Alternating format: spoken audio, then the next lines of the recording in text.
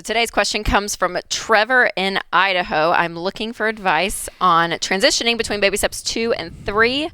We will be debt-free soon after a 27-month journey. My wife wants to celebrate with a vacation. I get that. That would cost around $2,500. However, I want to continue ASAP on our emergency fund. Should I get on board with delaying the emergency fund for a small vacation? Great question, Trevor. So, the rule of thumb is between baby steps 1 and 3, you're all in. Because if you go on vacation and you only have $1,000 in your emergency fund and something happens, you're kind of screwed. So the idea, maybe you just do the emergency fund up to 2 months, 3 months. 3 months. Yeah, 3 to 6 months of expenses. Yeah. Here's Before the the vacation. Here's the thing, man. You are yelling. You are yelling into the universe. Please kick my butt. When you do this, when you go on a vacation and you don't have an emergency fund, you're asking for something to break. You're inviting trouble into your home. And it's just the way it works. The funniest thing is when you get an emergency fund, you virtually quit having emergencies. It's the weirdest thing. It's like it's Murphy repellent. And so you don't want to do this, man. Your transmission's going to go out if you do this. It's not. You don't want to do it. It's not worth it. So it's not. Yeah. I get it. I whine too. I want to do that and I can't get that done. And we all whine. We all have a whiner inside of us. And your wife is just whining a little bit, and I don't blame her. I understand.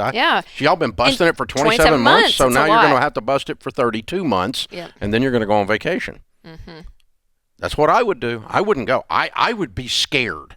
30 years of doing this, I can just tell you, it's a weird statistical thing I have observed that you are asking for it.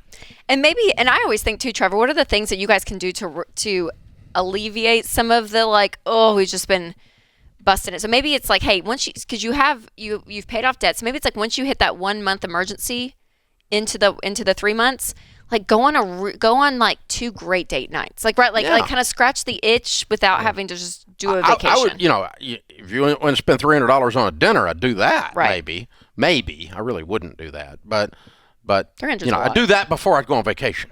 Yes. If you've got to do something to blow the pressure off, if you got to satisfy the whiner inside of you, and again, I'm admitting I have one too, okay? So it's not me yelling at you, but if you kind of got to go, okay, all right, we're going to do a little dinner here, and then we're going to be back game on, and then we're never going to have to be this way again. Right. The beautiful thing about finishing baby step 3 is you should never have to deal with it again unless you have a major emergency and have to recoup your emergency fund. But by the time that actually happens, you're going to have money, so you're going to be all right. Yep. But this is like forever and ever, we are done. Don't go back in debt. Don't ever be without an emergency fund. It changes everything. It gives you the bandwidth and everything.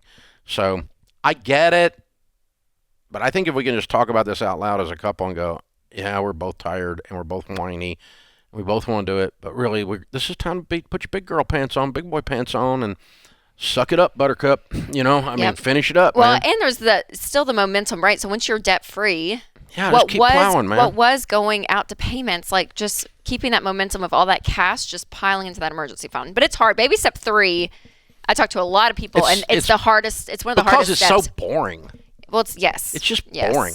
Paying off debt, there's some excitement. It's like, gotcha, you're dad. Right. But the other's just like, get a little money, get a little more money. It's just kind of boring. It is, totally. It's hard. And it's anticlimactic after doing your debt-free scream, Yeah. And it's just, I get it, but dude, it's grown-up work. It's just adult stuff. We have to do it.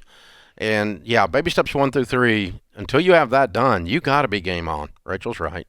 So, but we're trying to say we understand, but that doesn't mean I would do it. Understanding, feeling the pain with you doesn't mean I would, put yourself in a bad position. Make yourself vulnerable like that, because you're just asking for your stupid tire to blow out, and then the second tire to blow out. You got one spare, but then the other one, and now you're on the side of the road, and now vacation looks like a dadgum movie scene or something. It's a country song. It's awful, and that's what ends up happening. So. It's just interesting to me that when I was broke, stone cold broke, no money, which is kind of where you are right now. You're debt free, but you're broke. Is when everything bad happens. But as soon as you start not being broke, it's like the bad stuff goes next door to the other neighbor. I mean, it's like not all of it, but a bunch of it does. So it's just Turns a crisis into an inconvenience. That's what you always say about the emergency fund, which is true. When you have the money, it just kind of becomes like an eye roll versus it takes out your whole world.